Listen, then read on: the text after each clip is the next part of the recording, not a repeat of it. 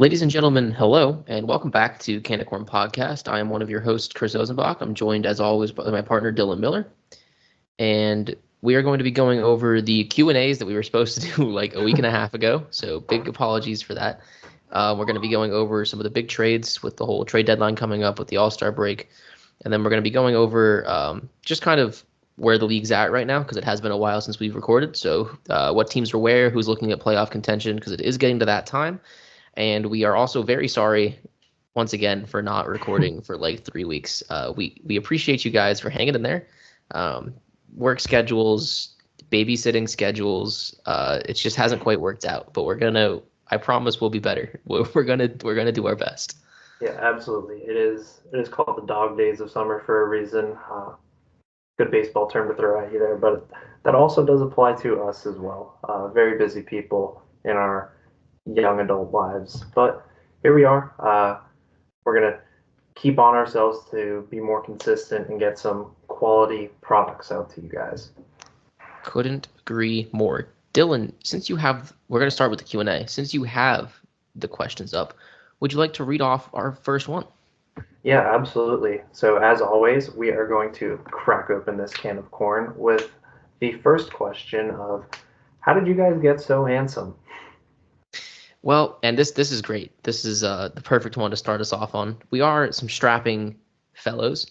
I will say, ladies, I'm sure there's a lot of you listening to our baseball podcast. Dylan is, in fact, engaged. He has a fiance. Yeah. I, however, have never been more single. So while you cannot throw yourselves at Dylan, I'm here. I'm waiting. My fantasy baseball team is 16-2, not to brag. Yeah, exactly. If you're single and listening to this, your guy's right here. DM. You got pop into my social. Every advantage you possibly can. Being a female listening to a baseball podcast, it would be a great conversation starter. Yeah, you've got brownie points off the bat. But other than that, I guess we just can thank genetics. Yeah, we do have two handsome fathers, so we do. They handed us some great genes. Shout out Dwayne. The goats. All right, let's move into question number 2. Who is the hottest player in baseball right now? I don't know which way we were taking this, mostly because of who sent it to me. I'm pretty sure it was Quentin. So I didn't know if he was sending this as a who's currently performing the best in baseball right now, or if it was a visually who is the hottest player in baseball right now. I'm going to assume the first one. Yes. However, my answer may end up being the same for both.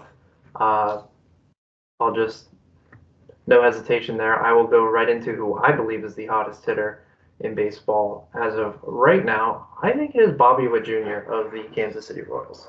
That is an excellent choice. I was also thinking him. When this was sent in, it was Judge without a doubt, because it was like 2 weeks ago. But Bobby Witt Jr., since the All-Star break, has been on an absolute tear. I don't know if you have the numbers in front of you, but it's something like 450 batting average. The dude's just lights out. Bro hit almost 500 in the month of July. Just absolutely insane. He's been insane all season, but he has a 7.2 fWAR through July, which is absolutely crazy to think about. He may very well end up putting up a 10-win season, which has not been done since Mookie Betts in 2018, where he obviously won the MVP with the Red Sox. And I think it's just crazy to think about how we might have a guy putting up those types of numbers that might not even win the MVP. Yeah, because you really don't hear people talk. They hear Soto, you hear Judge, not even like a hint. And I mean, it might be because his team's not doing very well, but he is putting up a crazy run this season. I guess I'll go since we're in American League, I'll go National League, our hottest player in the National League. And oh man, it's tough. I'd love to say like Ohtani, but he's just kind of been consistent. He's not exactly doing anything crazy. Ozuna, obviously, but he's also just been crazy all season. Let me take Trey Turner. Let me take Trey Turner the last month. Yeah, Trey Turner has been on an absolute tear. ever since he came back from injury, basically. However, I do have one other player I would like to shout out from the other end of the ball. I'd like to shout out Blake Snell. Yes. Who has been absolutely phenomenal as of late. Recently just got his first career game, which was a no-hitter. Yep. And shout out Baseball is Dead podcast. I was listening to them earlier. And this guy, if you throw out his first 2 starts of the season, his opponent batting average is approximately 158, I believe they said. He's limiting walks more than he has previously. His fielding independent pitching is actually better this season, even accounting for those first 2 rough starts, than it was last year when he won the Cy Young. Oh. So he's arguably pitching better this year than he did last year when he brought home the Cy Young. I do think it's a little too late now to repeat, but I just want to shout him out. Blake Snell historically has been a second half pitcher. He normally is not good the first. That's why when he won the Cy Young, he was just good the first part, and then he did what he normally does in the back end. So for him, I really think it is. If he gets those first probably 4 or 5 starts to where he's been lately, he's repeating almost for sure. Yeah, absolutely. All right, so that will take us into our next question. Who is the most underrated player in baseball right now? Yeah, and I thought very long and hard about this one because it's not an easy one. There's a lot of players in baseball that are criminally underrated. And I'm going to forward it to you on this one because I'm still between like 3 of them and I need to think about it longer. Yeah. So I am going to go to someone who he did get All-Star love this year, so that kind of does take away from the fact that he is a little bit, more sought after than what you would truly encompass in an underrated guy. But I want to bring up Ketel Marte because I think he gets greatly overshadowed by the likes of Corbin Carroll and some of the new faces popping around the Diamondbacks organization. He's up to 27 home runs already this year, which his career high, he's already hit his career high. His career high, his career high is 32, which with 2 months left in the season, you have to think he's going to eclipse that. He's also at 77 RBIs, and he's batting 300. And this is a guy who's a lifetime 281 hitter. So he's putting the ball in play more. He's getting on base at a 20% higher clip, and he's slugging at almost a 90% higher clip than his career averages. So I think he's just kind of, flying under the radar on a team that a lot of people weren't paying attention to. Now I know the Diamondbacks have been playing a lot better as of late, so he might get some more attention from that. But for the most part, I think this guy has been slept on all year. Also, shout out, he's an absolute demon in MLB The Show. So I think if you're looking at it from that aspect, a lot of people know who he is. But yeah, I have 2, and I can't decide between them. One is a pitcher and one is a hitter, so I don't feel too bad going with it. My first one, and I don't want to necessarily say underrated now, but definitely underrated start of the season. Seth Lugo of the Kansas City Royals. Dude is an absolute demon this year. 13-5 with a 2.57 ERA and a 1.02 WHIP. That is really good. That is a Cy Young stat line.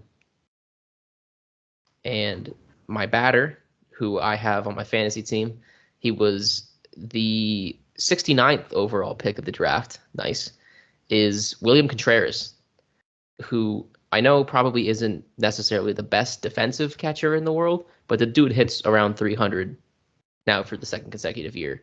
That's pretty incredible as a catcher. Yeah, I do really like what William Contreras brings to the game. I think outside of Will Smith, he is probably the best all-around catcher that we have. You mentioned hits for a high average. Doesn't necessarily sell at the power, but it's enough to definitely consider him to be a pillar of that Brewers offense. And his defense is up there with some of the best of them. It's much like the Diamondbacks in the sense of the Brewers don't get talked about. They're good, but I don't think too many people look through their roster and see necessarily what's happening. And I do think that William Contreras has a good part to contribute to why this team has been so good during this season. Yeah, he's going through a rough patch right now. 2 for his last 20, but prior to that, he was really raking the ball. And you're right, he only has 12 home runs on the season. But I don't know, I think I'd sacrifice a couple home runs for a higher batting average out of my catcher. Yeah, who also was our DH. Average from a catcher is, not something you see often. So definitely helps him in that department. Yeah. Do you know, is Seth Lugo, is he leading the Cy Young race right now? I do believe that it is still Skubal. Okay. But Lugo's got to be up there. Yeah, just incredible season. I have not heard much about him. That's why he was my underrated player. Yeah, exactly. All right. Alrighty. Who were the biggest All-Star snubs? Yeah, this is a big one. I, to be totally honest, did not really look into the All-Star game that much. I like the home run derby. I think that's fun. All in all, I really think All-Star games are kind of stupid just across sports. I don't get it. Specifically football, it's just so dumb. Baseball, at least you're still playing baseball. But I don't know. Who do you think? Who do you think's a snub? Yeah, so I had one that was a glaring and I could have told you exactly where he would slot in the All-Star team to take over somebody's spot. And I'm not saying this out of spite, because we all know how much I hate Pete Alonso. You cannot tell me that there is not a planet where Christian Walker deserved to be left off of the All-Star roster and Pete Alonso was on it. I understand the whole every team needs at least one representative, and Pete Alonso was the lone representative for the Mets. Yeah. But I do think his spot could have been used elsewhere, like Francisco Lindor, who was also a snub. Yeah. He had a pretty bad first half of the season, though. He did, but he really started to turn it around. Yeah. But anyway, Christian Walker this year hitting .254, so right around his career average, getting on base at about a .340 clip, a little bit above average, slugging .476, which is also a little bit above average. But his OPS plus is 128. So he's 28% better than the average big leaguer, which I think speaks dividends. He also has 23 jacks with 71 RBIs, and he plays platinum glove defense at first base. Yeah, he is lights out. I don't see how this guy did not make the team. Who was the Diamondbacks rep? Ketel Marte. Okay, who we were just talking about was our. Yeah. Okay, I can see the argument there. Was Arozarena there? No, he was not. Wait, I feel like he's been doing all right. He was very, very slow to start, but he's been turning it on as of late, and now with the Mariners, he seems to be really kicking it into gear. Yeah, he's not having a good season this year at all. Who else could there be that was? I do have another guy to hit on from the other end of the ball, and we will talk about him a little bit later in some of our trade talks. But I think Jack Flaherty was a slam dunk to be an All-Star. This guy really having a rejuvenating year after coming off a few shaky years with injury. But he's got 112 innings pitched. He has only 15 home runs compared to 140 strikeouts. And he has only issued 20 walks. Yeah, it's pretty good. If you're keeping tally at home, that's a 7-1 strikeout to walk ratio, which is incredible. Insane. Just for clarifications, his strikeout to walk ratio in 2019, where he finished 4th in the Cy Young, was 4.2. Wow. It's just, he's having a hell of a year. Strikeout. It's ridiculous. His whip in that season also is only about. Actually, this season he already has a lower whip than he had in that 2019 season. Wow. So he's another guy that he's just having a lights out year. I can be on board with that. And I mean, a lot of the reason for all-star snubs is because of the fan voting. Your larger market teams are going to have more players because they have more fans. That's just kind of how it works. So it's not like people are actually necessarily saying, oh, this guy's better than this guy. It's just this guy's the favorite player. And on one hand, I do kind of like it. I think it's cool that MLB gets the fans involved like that. But on the other hand, as we discussed last episode, the Phillies should not have had like Pache in the All-Star, like or Rojas. It was Johan Rojas. It was like 8th in All-Star voting, and he was in the minor leagues. That's not okay. That shouldn't happen. It's a flawed system, surely, but I mean, you need to have some sort of engagement because if you're getting names that people don't want to see in lieu of these guys that everyone wants to see, right, no one's going to tune in. So it's a give and take. Yep. All right. Next question. Okay. Overall thoughts on the All-Star game?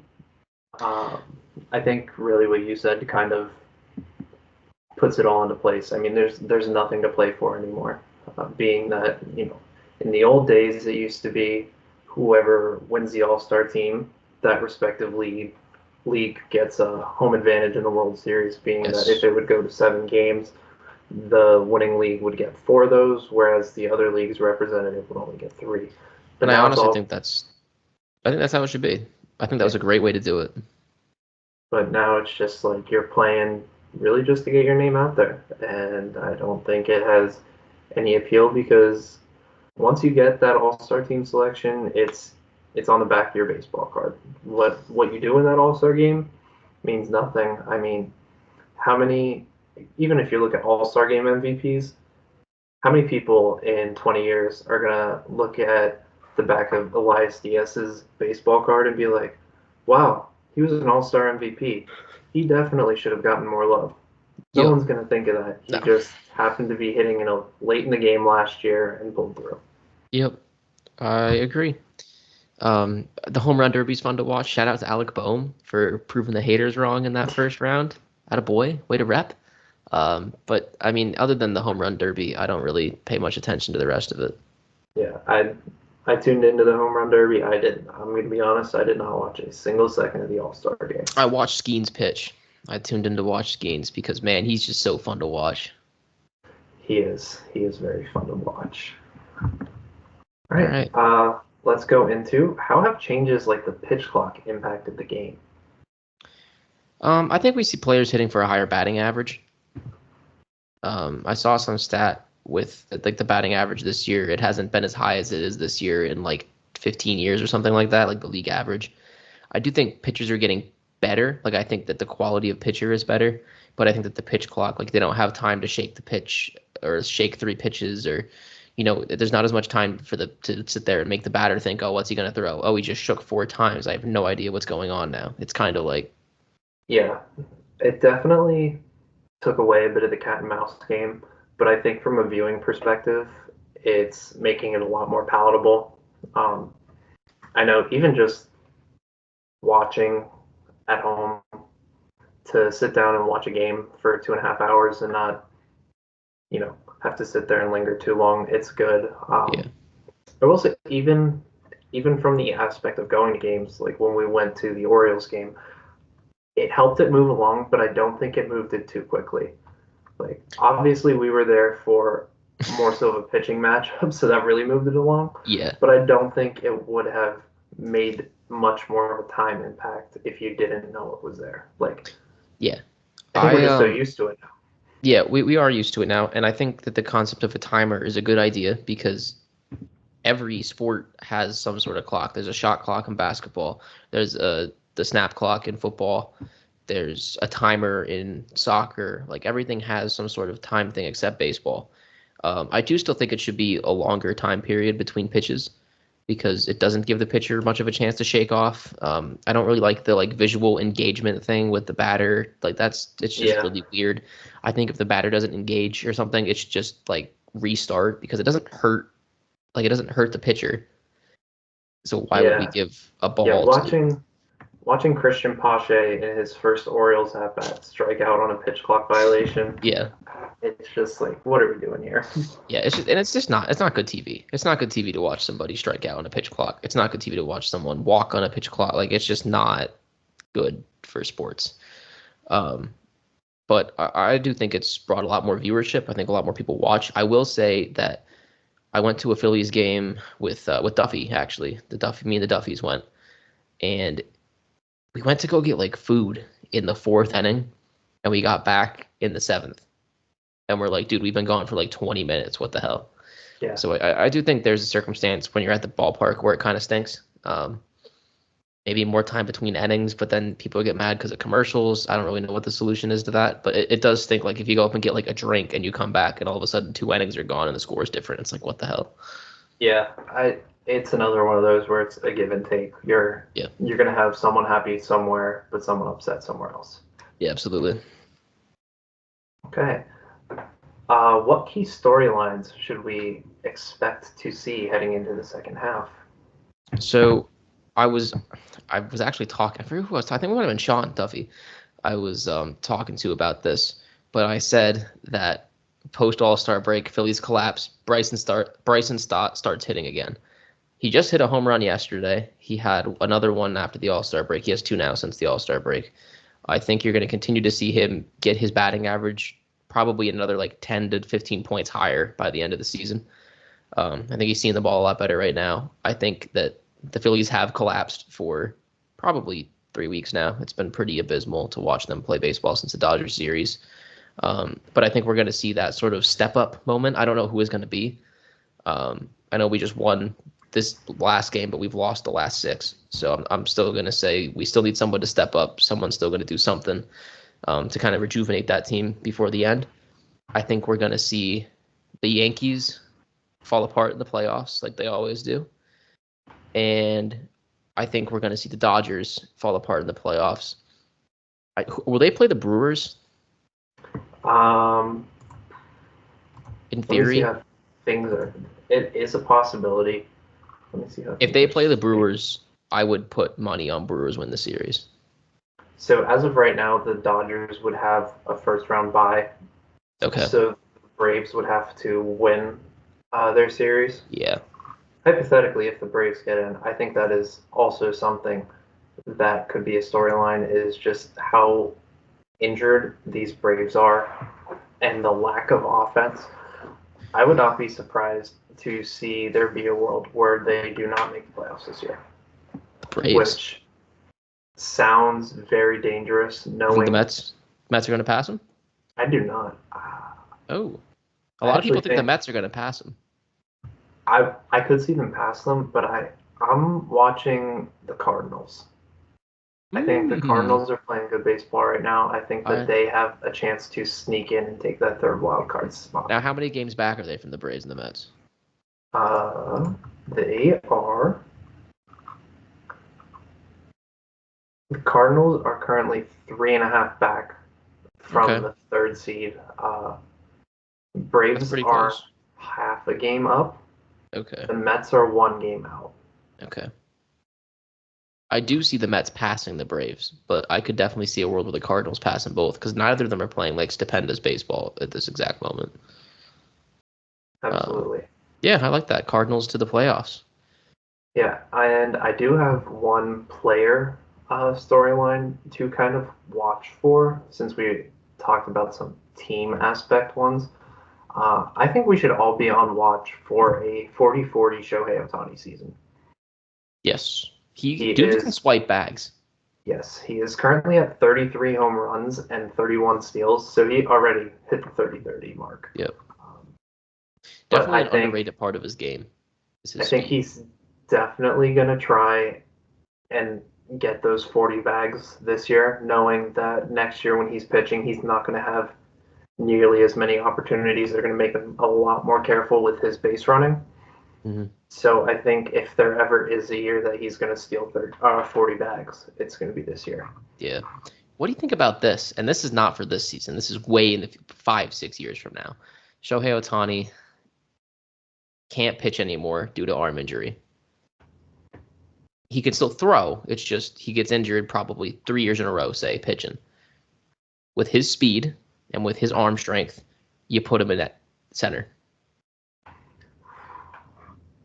I don't know what he's like out. I don't know if he can read a ball. I'm just assuming based off of his pure natural talent, his speed, and how that man runs or how that man hits, that he would be an absolute weapon in center field.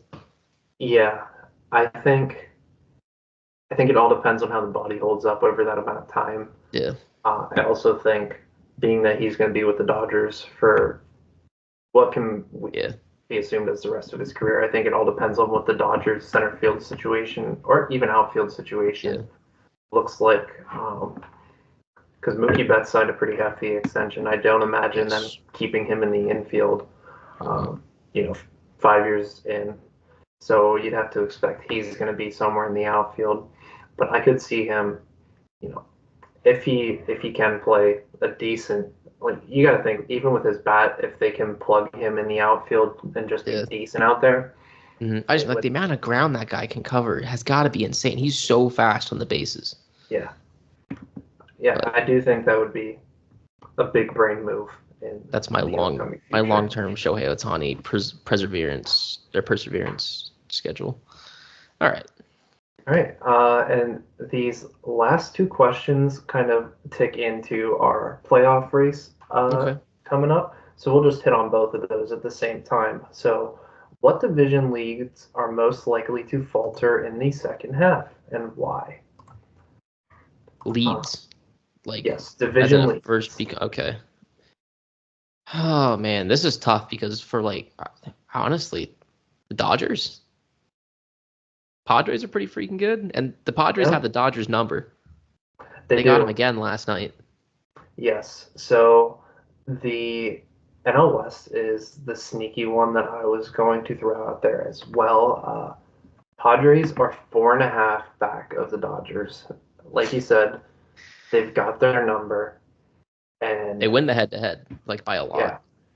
And I don't know, the injuries to this Dodgers pitching staff, they're scrambling right now. And I know they had the addition of Flaherty to kind of plug in some of those holes, and I know they're supposed to get some people back like Walker Buehler. We saw Kershaw come back, but Kershaw recorded his first outing without a strikeout. I know he's Clayton freaking Kershaw, but well, and who's the other guy that's coming back? He just said his name. Walker Buehler. Walker Buehler was not great in the time he was pitching this season. Yeah, I mean, he's coming back from his second TJ, so it's definitely going to be a lot slower of a ramp up. But I feel like there's a world where the Padres can catch him, and even the Diamondbacks, who we said have been playing good baseball as of late, they're 5 games out. Yep. This is not a division that's put to bed quite yet. I agree. And I also think the Glasnow has really slowed down too. He's not pitching like he was the first half of the season. Yeah, he was on the IL, if I remember correctly, going into the All-Star break. I think it was kind of just an alleviated phantom IL to give him some innings rest, because he's also a guy that has never had a career backlog of a lot of innings. He's a 120 inning guy because he's always been hurt. With that being said, so I'm looking at 2 divisions here, and I can decide which one I think is going to collapse. I think it's a cop-out to say the Mariners because they're only 1 game ahead of the Astros, who have been... Yeah, that's not really a necessary, like a lead. But I'm looking at these Twins. I have the Twins coming out on top of this division to start. Twins have been playing some good ball. Now, the Guardians haven't necessarily slowed down, but albeit it was against the White Sox. But we saw the Twins absolutely bludgeon these guys this past series. Yeah. Mm-hmm. I got a good feeling about the Twinkies. I like that. I like the Twins pick. They're 4.5 games out. They are on a 4-game win streak, 7-3 in their last 10. I could definitely see them pulling it out. I agree with you on Seattle. I hope they hang on to it because I do not want to see Houston in the playoffs again. Getting kind of sick of that narrative. Man, the Braves are 6 games back on the Phillies now. We were at 10 like a week ago. Oh, who else could? Yeah, I think San Diego passing the Dodgers is a pretty good bet. And then obviously the Baltimore New York one is kind of like they're tied, so you can't say one or the other. Yeah. You know what? I do have a bold prediction. They're not Texans. The Texas Rangers pass both the Mariners and the Astros. I like the heart. I don't see it. No, I don't see it either, but I want them to. They're 3-7 in their last 10. I don't care. I mean, we're 2-8 in our last 10. Yep. Yeah. But they're only 5.5 games out. Yeah. Very very I don't want to say unenergetic because it is really close division, but I just expected more out of these teams. I expected it to be like 360 win teams duking it out instead of 250 win teams. Yeah, no, I definitely expected similarly. I mean, the NL East is 360 win teams. The Mets have 59, but 360 win teams fighting it off. The West is 60, 61, 65 in their top 3. I mean, that's anyone's division right now. A lot of close divisions outside of like the gap between Baltimore, New York, and Boston. Yeah, that's pretty big. But all right, so that'll bring us to our last question: is which division leaders do you expect to maintain their leads and why? Well, I just said Baltimore, New York, so I guess we'll keep them there. Yeah. Yeah, I think this is going to be a race to the end no matter what. Both teams are going to more likely than not make the playoffs. I mean, whoever doesn't win the division is slated to be the top wild card seed. Yeah. So I definitely expect both of these teams to maintain their lead, both because they have offenses that can score on you in a snap. I know the Yankees have been in a lull for what seems like the last 2 months, but they 7-3 in their last 10 though. They might be pulling out of it now. They're catching a bit of life at the right time. Yeah, I agree. I think them. I know they're playing like shit, but I really do not see the Phillies surrendering their lead to the Braves or the Mets. I don't see that happening.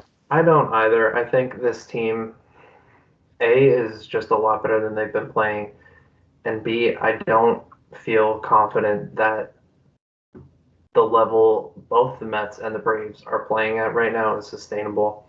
I think we see both of those teams kind of take a nosedive while we turn it around. Yep.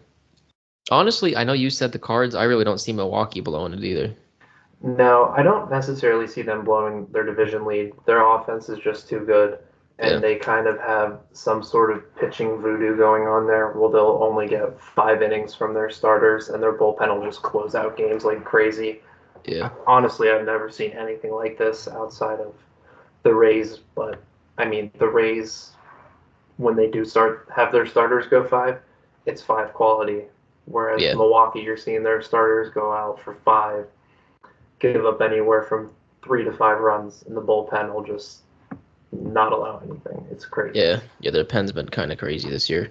And it's when they need it, too, because sometimes they'll be losing a game by, like, 7, and the bullpen will just kind of also still suck. But when it's a close game, for whatever reason, their pen is like, yeah, we'll lock it in today. Why not? Yeah. And they don't even have Devin Williams. Yep.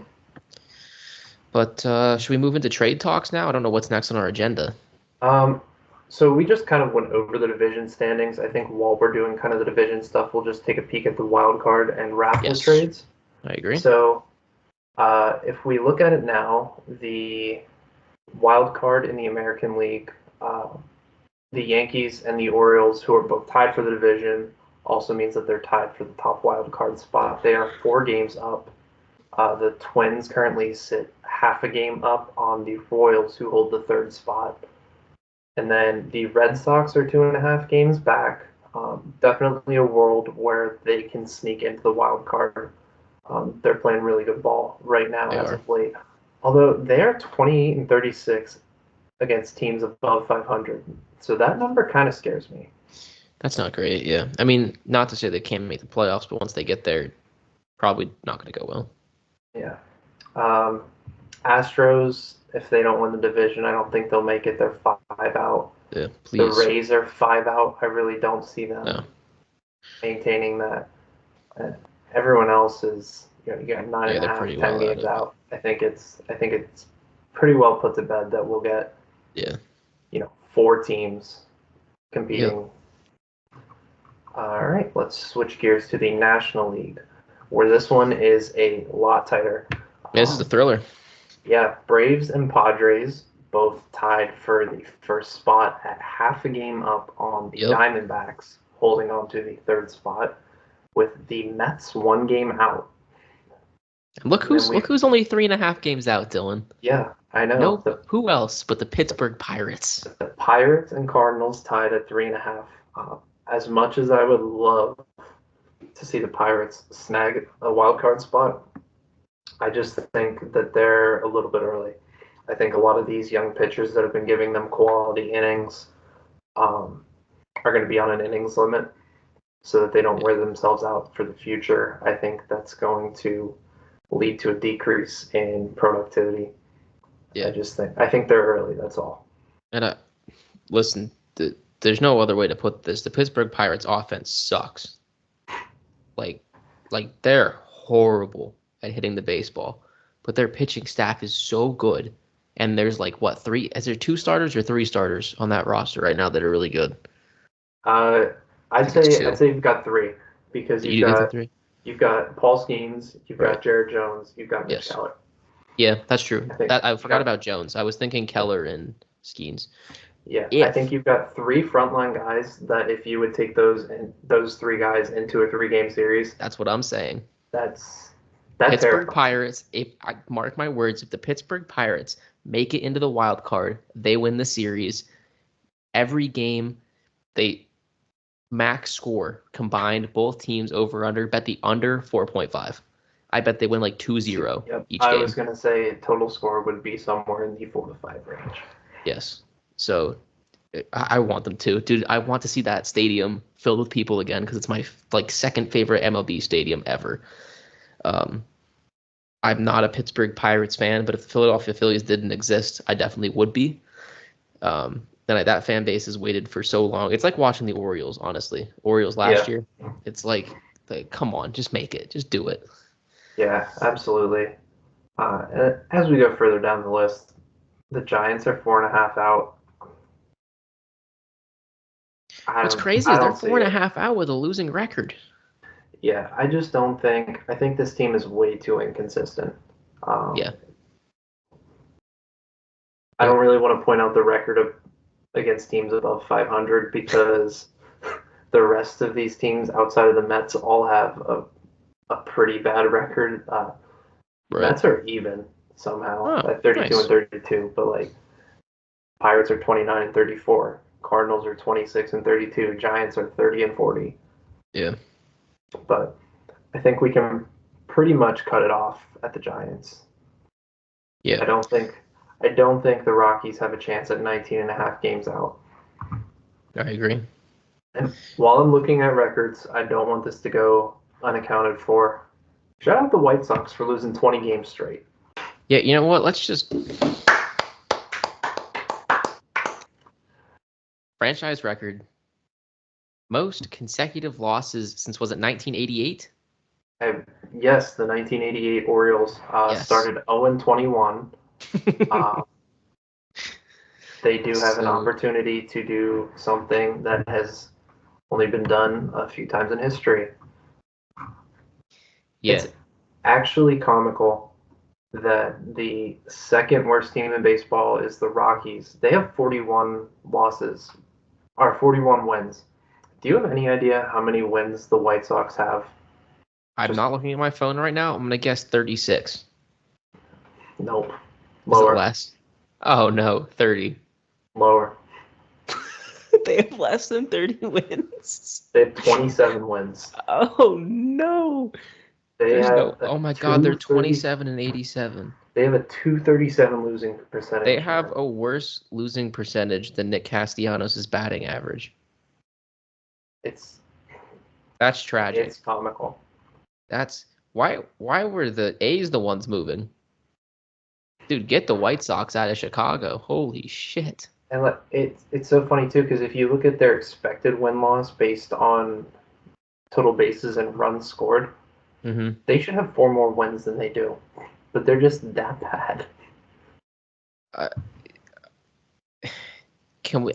I don't even for those of you who don't know, to lose 20 games in a row in baseball is actually probably less probable than winning 20 games in a row. Yeah. That doesn't, I mean, you just heard the last time this happened was 1988. The streak was more recent when the A's went on the streak. Yep. That was more recent than the last time a team lost 20 consecutive games. And what was the streak? 23? 20, I don't know. I don't know. Anyway, a lot. They won a lot of games in a row. I don't even I have no words. I have no words to describe how utterly horrible the Chicago White Sox are. It's got to be terrible in that clubhouse, dude. Yep. It's got to be because either that or it's like Teen League Tamaqua, where we just knew we were bad, so we were like, let's go just be idiots and put some random kid at shortstop and watch him make 6 errors. Yeah, and even then, you're not going to have 20 losses in a row. No, we still won at least 3. I think it was 3. I think we went 3-17 or something like that year. Yeah. So, yeah. Well, speaking of the White Sox, let's talk about some of the moves that were made at the deadlines. And I'm going to start with the 3-team trade, which included the White Sox, the Dodgers, and the Cardinals. Yep. White Sox, they shipped out Tommy Pham. They shipped out Erick Fedde. They shipped out Garrett Crochet. Erick Fedde and Tommy Pham going to the St. Louis Cardinals. Michael Kopech going to the Dodgers. And Tommy Edman going from the Cardinals to the Dodgers in that trade. Not really going to highlight on the prospects moved, being that I don't know too much about them other than Miguel Vargas going from the Dodgers to the White Sox. But yeah, I think that was both big moves for the Dodgers and Cardinals, and obviously the White Sox were going to sell. Yes, I think great moves overall, but the funniest thing I can think of right now is imagine being Tommy Pham. And you go to bed that night, and you're like, man, my baseball team sucks. We've got 20 wins. And then you wake up, and you're in the playoffs. Yep. That's so awesome. That's so beautiful. Yeah. Apologies. I do not remember if I said that they moved Garrett Crochet. Yes. If I did, they did not. He is still on the team. I was referring to Michael Kopech. Okay. Yeah, you did say they moved Crochet. So yes, no, Crochet very famously stayed. He does have a lot of control, but I do think they were trying to move him. I think he kind of ruined his own chances, understandably so, of getting moved by making the statement that he would not pitch a single inning in the playoffs unless he was extended by the team that traded for him. That's a crazy statement for someone on the White Sox. Yeah. And he can't have more than 6 wins on the season. I understand where he's coming from, being that he doesn't have a lot of mileage on his arm, trying to preserve himself, get that bag while he has the opportunity. But, you're telling me if he went to, let's say he went to the Rangers, and he had to look Max Scherzer in the eyes and say, I'm not pitching any innings because I wasn't paid. Scherzer would beat the hell out of him. Exactly. I think athletes really need to wrap it up with this boohoo pay me bullshit. This isn't really baseball, but I'm a 49ers guy. And right now, our wide receiver, Brandon Ayuk, is holding out of camp because he wants, I think it's $30 million or something like that a year in an offense where he's not the focal point. But the point is that San Francisco still has him this year on his rookie contract, and the next 2 years if they franchise tag him. So for 3 years, if the Niners really don't care, they can just keep paying him like $10 million and be like, dude, screw you. They offered him 26. He said no. It's like, I just don't get the like, dude, you're making an insane amount of money playing a game. Playing a game. Yeah, like what happened when you were like 12? When you were 12 years old and you probably didn't even know the baseball players made a bunch of money. You just thought they got to play baseball and they got paid for it and that was their job. They played baseball and you're like, dude, when I grow up, I want to play baseball my whole life. Like, I feel like it's not even like that anymore for some guys. Like, for maybe like Bryce Harper, and I know he's making an insane amount of money, but dude's taking pay cuts to have better players on his team because he loves baseball. Like, I just wish that was the same for everyone. Because as someone who does love baseball, it's so painful to watch some idiot like that, like, not get on a good team because he's too self-centered to move himself. Yeah. Speaking of self-centered people, I want to move on Jazz Chisholm to the Yankees. Yes. I know when this trade was speculated, a lot of old school Yankees fans were not happy about the move, being that Jazz is a very egocentric player, very showy, and we're just going to think that he was going to ruin the good name that is the Yankees. But he absolutely torched us dude is ripping baseballs right now. Us, but do you know what his stats are since he went to the Yankees? Because they're off the charts. I don't know what they are exactly, but it's got to be insane. Yeah, batting 1 billion.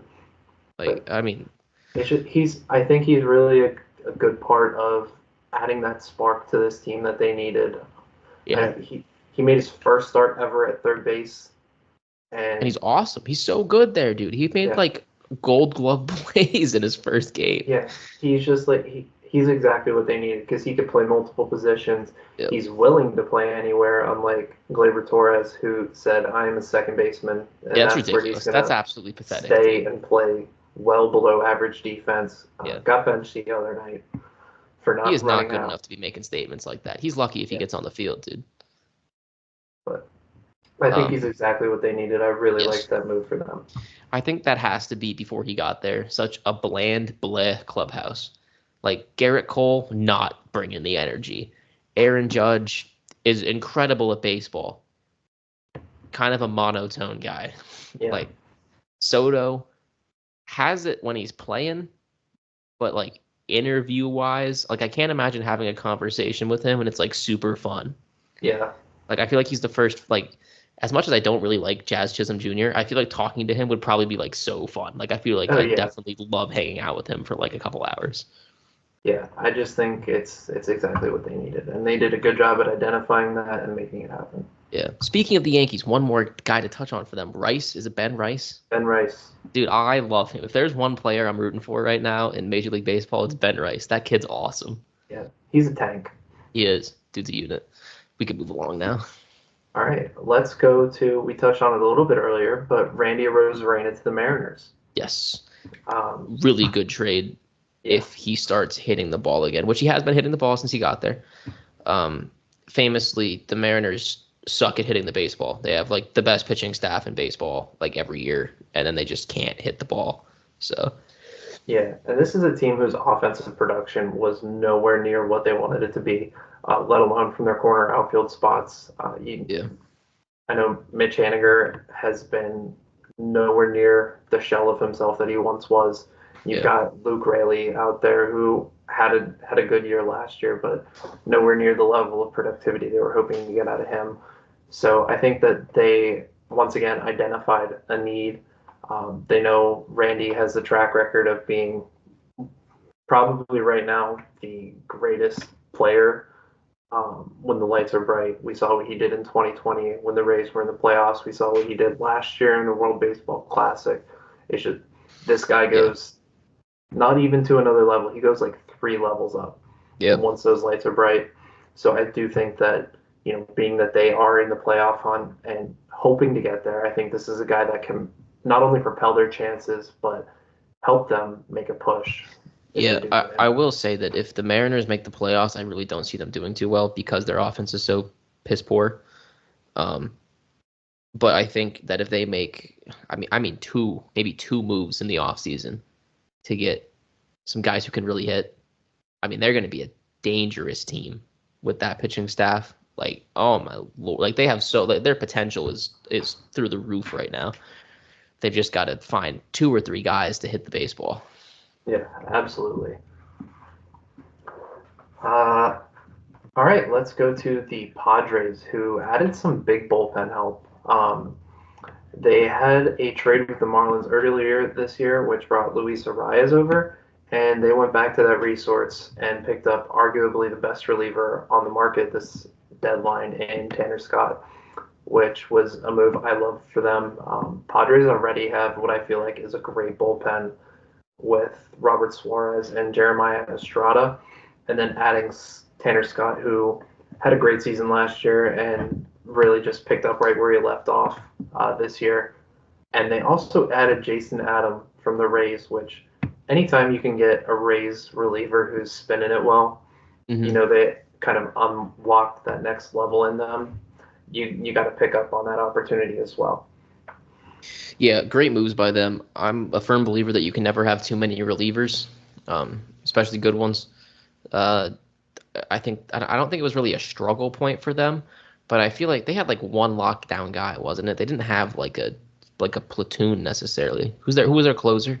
Yeah, Robert Suarez. Yeah, and he was having a great season as he normally does. He's a great pitcher. But I think it was really smart for them to add a few more arms, get through 6th, 7th, 8th inning, like, you know what I mean? So that you're not so reliant upon your starting pitcher to get you all the way through. Yeah, absolutely. Great point being, too, as they're also in the hunt for the playoffs.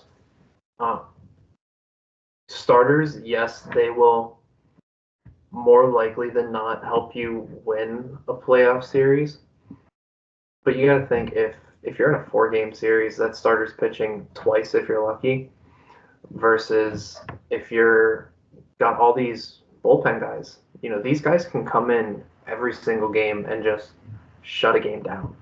Yep. Like, I think that's just to have that many good bullpen options is, I think, goes really unspoken for. I agree.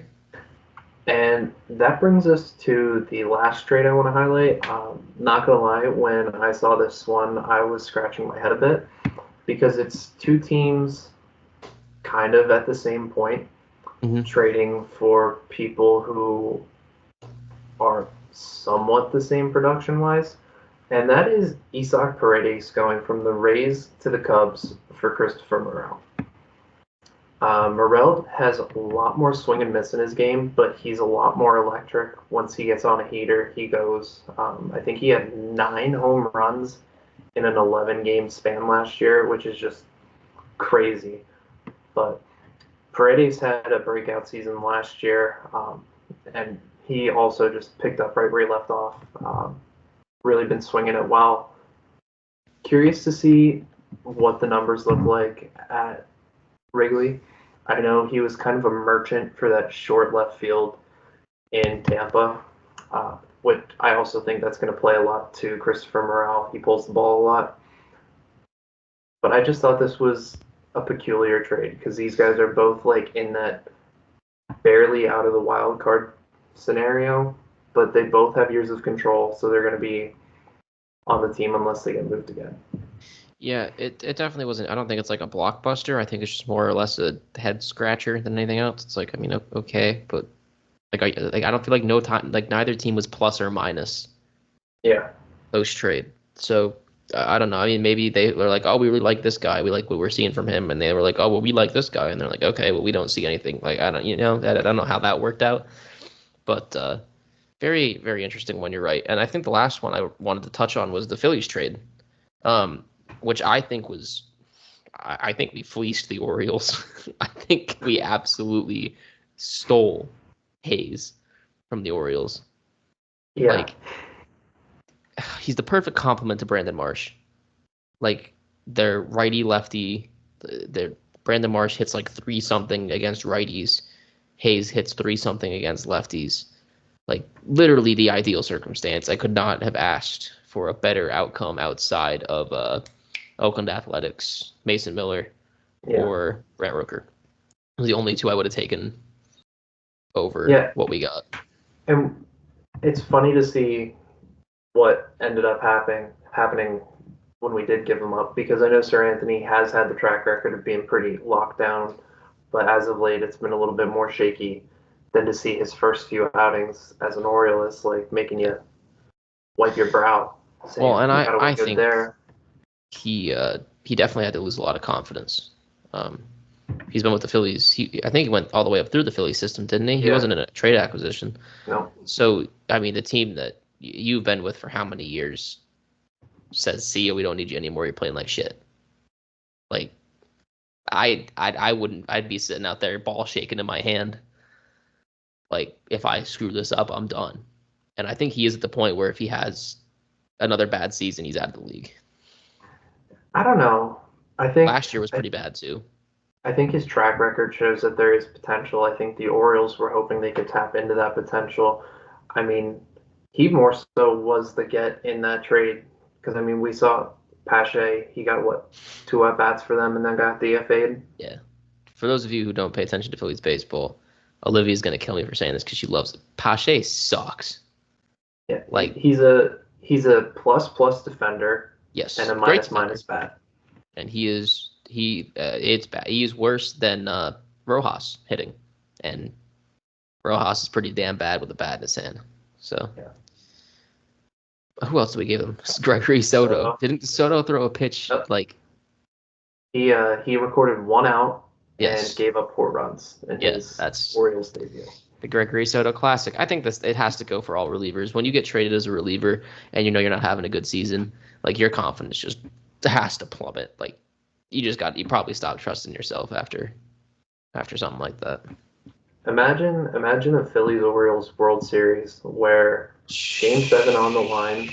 I've already imagined this. And you've got in the bullpen Craig Kimbrell and Gregory Soto warming up while Sir Anthony's on the mound for the Orioles. I have already the Nightmare Philly trio. I've already seen that image in my brain so many times, and in 0 of the times I've seen it, do I see it going well for the Phillies? Because I just know that if for whatever reason we face them, we're cooked. Like they're gonna go lock down like 4. Does not matter how bad they are in any other scenario. It's just like Kimbrell will start throwing like 98 again. And you know what, though? If you can get Gregory Soto to throw strikes, the dude is really good.